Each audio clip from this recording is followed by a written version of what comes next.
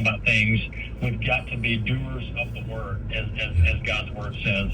So that's what we're doing here, and we're encouraging activism at the corporate level as we have been doing for a long time. Yeah, that's great. Well, Walker, we're going to let you get back to, I know you're traveling right now, so I really appreciate you taking a few minutes to weigh in today and tell us about this exciting work. We'll, of course, have a lot of updates along the way as we see what happens with this proposal, and this is probably the first of many to come. So, Walker, thanks for joining us. All right, thanks, Rob. All right. God bless you, my friend. Jerry, before we round out the broadcast today, I want to give you an opportunity just to comment on what you're seeing there on the ground and anything related to the markets and the economy this week. Well, I think we're still in this zone where it's becoming pretty obvious that any victory laps about inflation were premature. Inflation isn't beaten, which means that there's pressure on the Fed to keep hiking rates, which means keep pulling money out of the markets to try to slow down the economy. There was just an article in the Wall Street Journal recently that said, hey, unemployment's going up, but that's good because that's the plan. That's the plan. That's the Fed plan, is to cause unemployment to go up so that we lose bargaining power as workers because somehow they think pay raises cause inflation. Pay raises don't cause inflation. Pay raises come from people being productive. What causes inflation isn't too many people working for us making too much money. The problem isn't us making too much money, it's the government making too much money.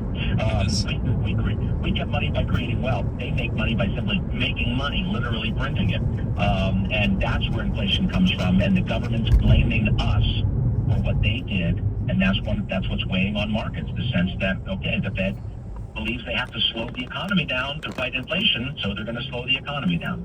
Yes. Well, I watched the interview last night, Jerry, with what could be the next president of Argentina, and Tucker was making the case that perhaps we're headed in this same direction. They've obviously got a real problem with the incredible devaluation of their currency. Are we on a similar trajectory here in your view? こっちの先生もいい人かね。こっちもいい教室があるからついていってんでしょ。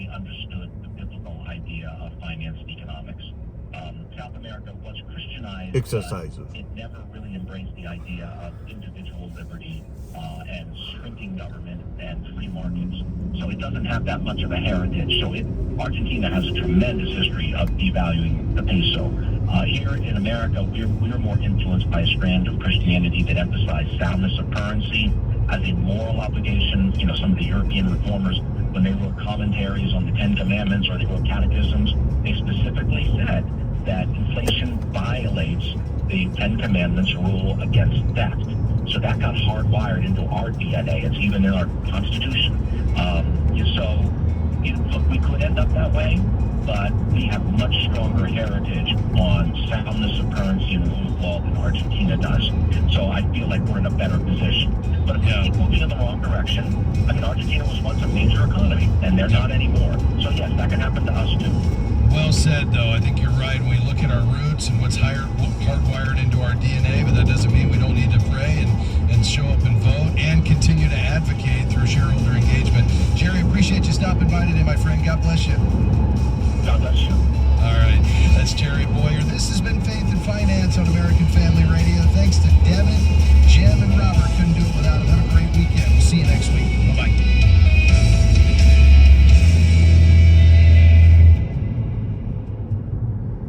The views and opinions expressed in this broadcast may not necessarily reflect those of the American Family Association or American Family Radio. 90.5 KTXG Greenville, Dallas. Fed up with the trash our children are exposed to, such as TV shows, movies, and music? I've had it up to here. Absolutely. It breaks my heart. 1 Million Moms is a community of moms who are successfully standing against the evils of the entertainment media. Can I really make a difference? You can. Visit 1millionmoms.com.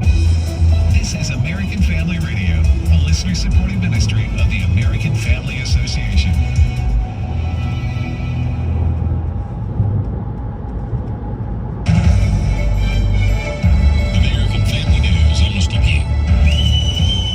Members of the United Auto Workers Union going on strike after negotiations with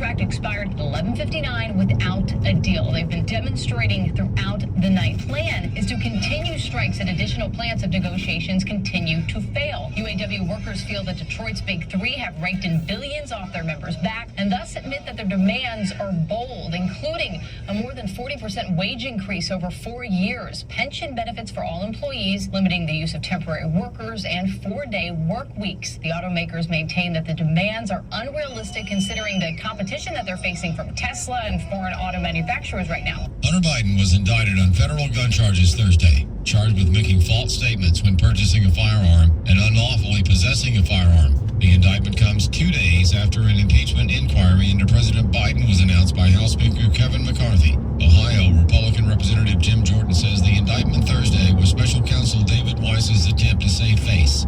First, there was going to be no charges against Hunter Biden. Then it was the sweetheart deal they take to the judge that the judge declined. And then they say, oh, the person who presided over all that, 4.5 years and all that, we're going to make that individual the special counsel. So, of course, he has to do something. If convicted, Hunter Biden could face up to 25 years in prison. A suspect wanted for a fatal shooting in Tennessee has been captured after a multi-state manhunt. Matt Napolitano reports. Authorities confirming Jason Dockery was brought into custody Thursday in Union County, Tennessee. Dockery had been on the run since Tuesday following the fatal shooting of a 38-year-old woman in Tennessee's Anderson County, leading cops on a chase that ended nearly 70 miles away in Ewing, Virginia, where he abandoned his car and fled into the woods. According to the Anderson County Sheriff's Office, Dockery had a child in the vehicle prior to the pursuit. Upon being brought into custody, he informed police that the child was safe. Dockery will be formally charged with felony evasion, reckless endangerment, and child abuse neglect. Matt Napolitano, Fox News. A Christian group for girls is planning an eventful Saturday, and Charlie Butts explains why. Saturday marks the 11th annual day of service for members of American Heritage Girls, a national Christian-based scout organization. Leadership believes that although it's a birthday for the group, members should give rather than receive. Rachel Culpepper is a spokeswoman and tells AFN this year it has a pro-life theme of womb. So really that idea that we are woven in our mother's womb for a special purpose and that all life is valuable to God. So in honor of that, we have joined forces with the Radiance Foundation to offer a special patch program for our girls around their pro-life kids curriculum. The girls are taught that life from the womb to the grave should be honored and protected. So that'll be girls that will maybe be going to a pregnancy care center and organizing supplies or running a supply drive, at their local supermarket, collecting diapers or other things that new or expectant mothers need. We know some troops will be knitting baby blankets or baby bonnets, things like that. Each troop will determine how they can come alongside moms in need and let them know that they are seen and loved and are carrying precious cargo. I'm Charlie Butts. The state of Maine is bracing for what may be the first hurricane to hit the coastline in decades. The National Weather Service is warning that starting today, Hurricane Lee may produce strong storm surge, high winds, and plenty of rain. Aisha Reed has more from Portland. U.S. Coast Guard Lieutenant Ryan Karopne says you should be taking your recreational boats out. And if you can't, putting over extra lines, fenders, and really making sure they're secure.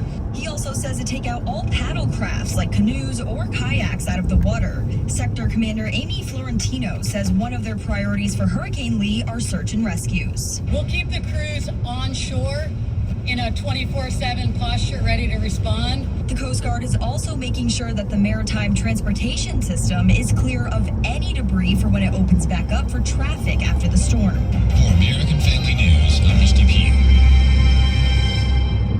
Are you able to stand steadfast in this post-Christian world? Join Frank Turek, Gary Habermas, Hugh Ross, Richard Howe, and more than 40 other speakers for Southern Evangelical Seminary's 29th Annual Steadfast National Conference. No matter where you are on your faith journey, you will leave this event better equipped to penetrate the culture with the gospel and defend the truthfulness of Christianity. It all happens October 13th and 14th at First Baptist Church in Rock Hill, South Carolina. Register now at ses.edu/national conference.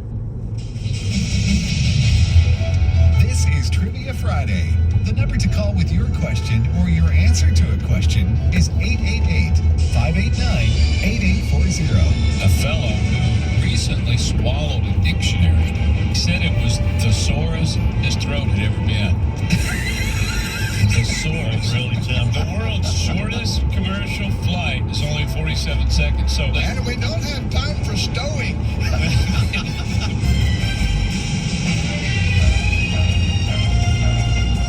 Hey, good morning, everybody, and welcome to Trivia Friday on American Family Radio. Thanks for listening to AFR. I'm Tim with Ed and JJ. Good morning, Ed. Hey, good morning, Tim. Ed Battagliano and JJ Jasper, the pride of Owensboro, Kentucky. Did you almost mess up my last name?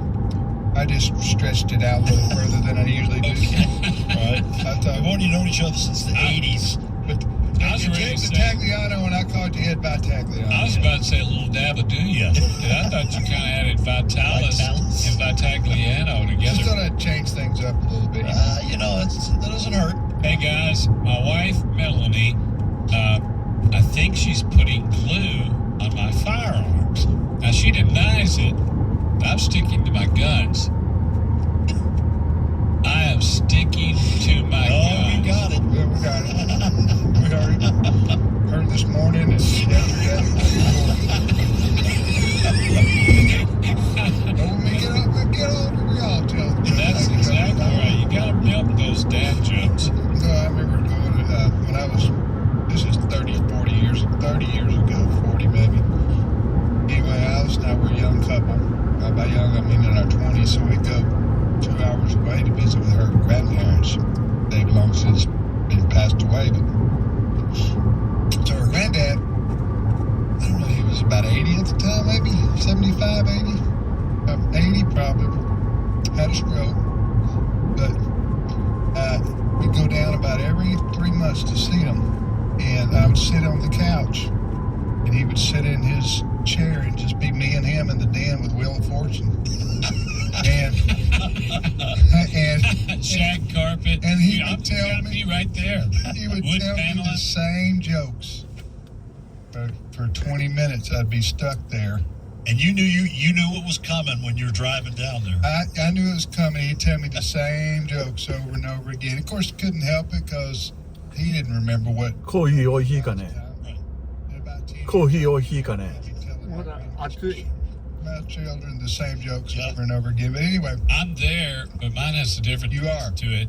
My kids, I'll tell them the same story. I've told it 100 times. Yeah, I was coming across this parking lot. My snow cone fell off and plopped right there at my feet. But then I'll occasionally say, yeah, when I flew with the hurricane hunters through a hurricane or when I was クーラー入れてるけど寒いかね。 ちょうどいいよ。 and they go, whoa, and they make the timeout sign. You did what? I said, you know that. No, we've heard these lame stories hundreds of times, and you're trying to tell us you flew through a real hurricane with a hurricane. Why are you just now telling that when you have to torture us with all these other jokes? Small jokes. Yes, and to prove the point that we're making here, you told that story on the air last Friday. Did I really? Yes, you did. Well, there you go. Hey, and I'll be in the kitchen this weekend wondering, now, why did I come in here? All right, Trivia Friday it is on American Family Radio. Give them the number and all that stuff, Ed. All right, the number to call if you want to be on this program with us is 888-589-8840. You might be asking, well, what do I do if I get on? Well, we're going to ask 3 questions each. That comes to 9 questions total. I know some of you math whizzes out there, we're working on that. And you call in and you answer one and or ask us one. We like for you to do both.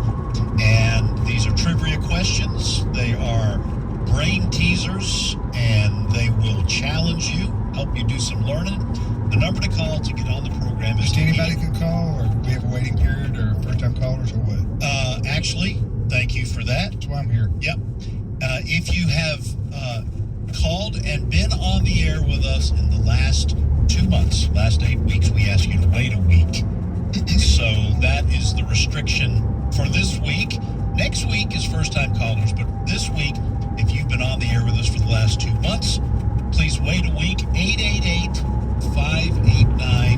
888-589-8840 is the number to call. We also do have an age limit on the bottom, 11 years old and up. Now, I mentioned 9 questions. questions. JJ, one of those questions is pretty special. One is a mystery question out of these original 9. And if you happen to land on the... Or cowbell. Yeah, if you happen to land on the mystery question and answer it correctly, you'll hear this sound. Beloved cowbell. Cowbell, sure. And the other sound you're hearing is Tim Wildman tapping on the stainless steel tumbler. That's what's up for grabs. You'll win a real nice stainless steel AFA tumbler. And again, you don't know which one of these original 9 questions is the mystery question. If you happen to land on it and answer it correctly, we're going to send you a really nice tumbler. And it is basically indestructible, folks. That sound you heard was Tim pounding on it with a sledgehammer. And it doesn't even scratch. So you can run over it with a 18-wheeler. You can shoot it with one of Hunter Biden's illegal weapons, guns that he owns. There we go. What was it? What was that thing they used to say on those checks? Don't fold, spindle, or mutilate. You can't fold whatever spindle is or mutilate. You can't do that to this tumbler. That's right. This thing is a fine piece of craft. It will tumble on long beyond your lifetime. It'll keep tumbling. This thing will wind up in the landfill, and aliens from other planets, when they come to see what we were all about, right, it will be in the landfill intact. Amen, brother. That's right. All right, go ahead, Ed. All right, here, by the way, the number again, 888-589-8840. All right, here are my 3 questions. The first one from my granddaughter, Stella, and I'm telling you. She's on the payroll. She is. Well, when my grandkids come up, my quarters disappear, so I don't feel badly. Anyway, here's the question. Anthropologists believe popcorn was first popped more than 6,000 years ago. But in what country? It's going to be a multiple choice. This is a little difficult, but you can look it up. I did it this morning. It's the first. The answer pops up right away. In what country was popcorn first popped? Was it Mexico, Peru, Portugal, or Japan? Mexico, Peru, Portugal, or Japan? This has nothing to do with corn pop. No, corn pop. Did you just say something about when you look this up, the answer pops right up? Yes, I did. Because I don't want anybody to miss puns. If it were not for dad jokes, I'd have no reason to wake up in the morning. Fun with puns with JJ. That's punishment from Ed Vitalis. Yep. Leanglio. Ed Vitalis. So what was the question again? All right, anthropologists believe popcorn was first popped more than 6,000 years ago, but in what country? Okay. So who first did it? Was it in Mexico, Peru, Portugal, or Japan? Oh, wow. Second question. A female duck is called a hen. What is a male duck called? What is a male duck called? Take the trash out. What? Take the trash out. I'm not following you. I'll explain it later. Okay. We do know that, of course, the male duck, that their quack doesn't echo. Yes, of course, we know that for a fact. Last week. All right, third question, a true-false question. Squirrels' teeth never stop growing. Is that true or false? That's my 3 questions. Here's what I've got. First question. When the Chevrolet Corvette was introduced in 1953, it was only available in one color. What color? When the Corvette was introduced in 1953, it was only available in what color? What color was that? Second question. Francis Bellamy, not exactly a household name, but Francis Bellamy wrote some of the most famous words in American history. What was it? Third question, true or false? Because, this time of year, because of the popularity of pumpkin spice, the NCAA is adding a new college football bowl game. Ladies and gentlemen, the Pumpkin Spice Bowl game will be played in Bowling Green, Kentucky this football season. Is that true or false? There is going to be a pumpkin spice bowl game. True or false? We know there's pumpkin spice deodorant, pumpkin spice toothpaste, probably communion wafers, and all the rest. Pumpkin spice is like kudzu in the South. It's unavoidable this year, next month. But is there going to be a pumpkin spice bowl game? I use pumpkin spice Vitalis on my hair. Oh yeah, you can tell. It's a beautiful thing. No, it's not.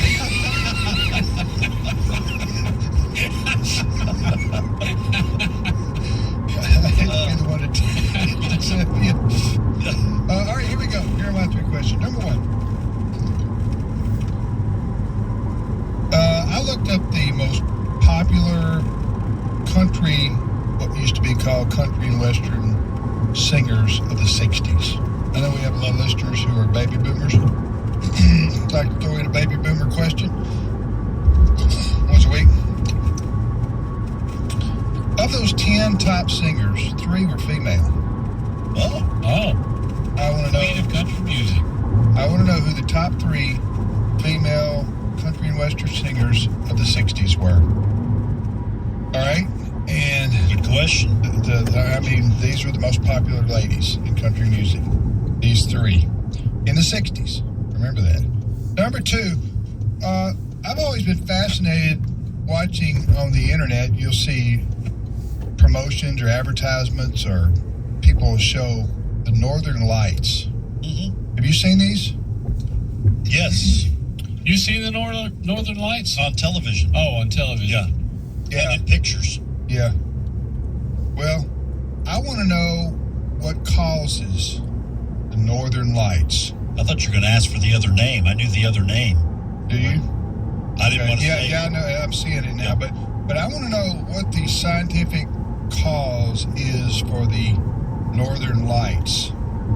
And I hate to tell you, it's Eskimos smoking.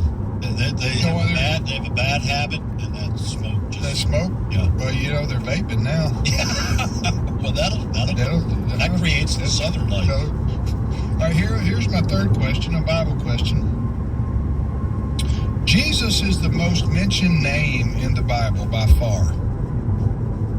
I want to know the next 2. For people? Uh-huh. The next 2 people, and they're by far as well, most mentioned in the Bible after Jesus. So there's Jesus 1. I want to know 2 and 3. Wow, that's a great question. All right, let's go to the phones, Ed. All right, we're going to go to Alabama first, and Larry is on the line. Larry, welcome to Trivia Friday. Good to be back with you guys. Hey, Larry, thanks for calling, brother. Where you live in Alabama?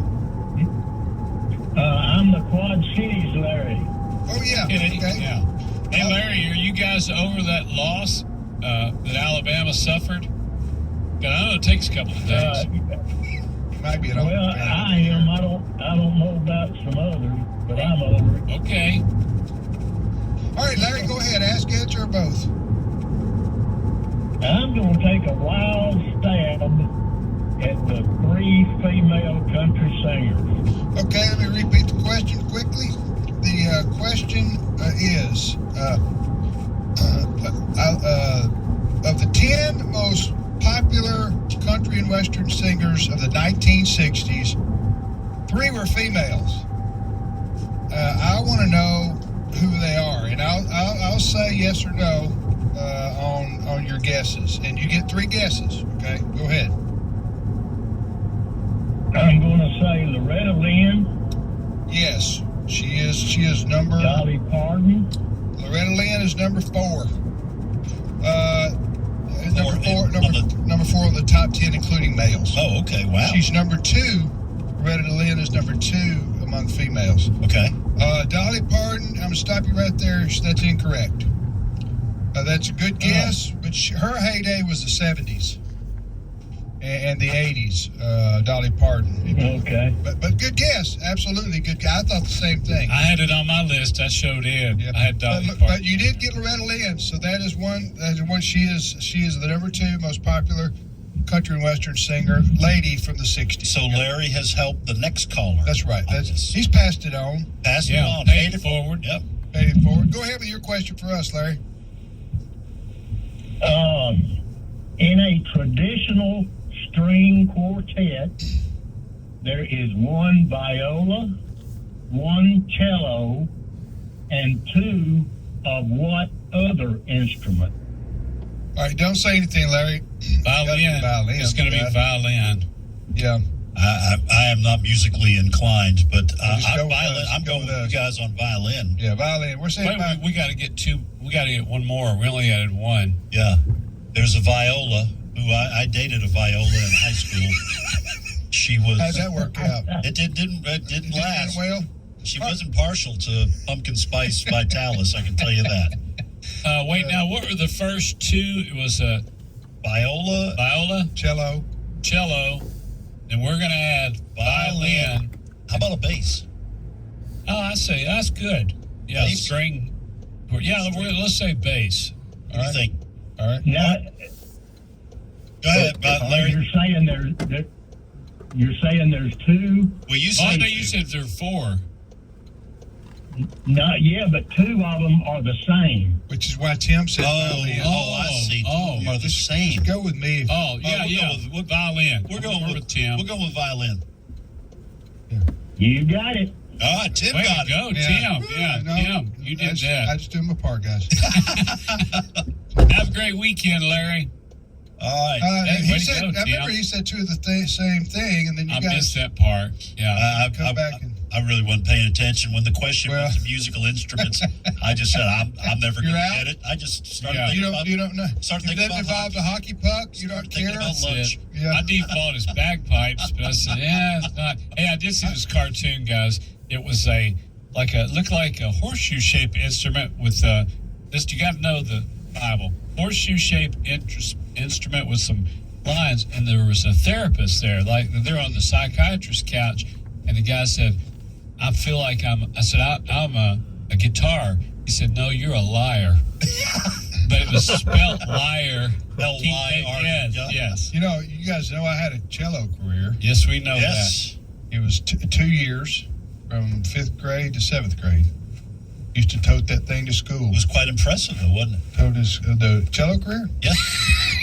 In fact, I think your dedication was noteworthy. Your dedication. And my understanding is the same Achilles heel injury kept you not only from a cello career, but your career in the NBA. It was a dual injury, and it affected my life in many ways. But I did that for like 2 years, and then the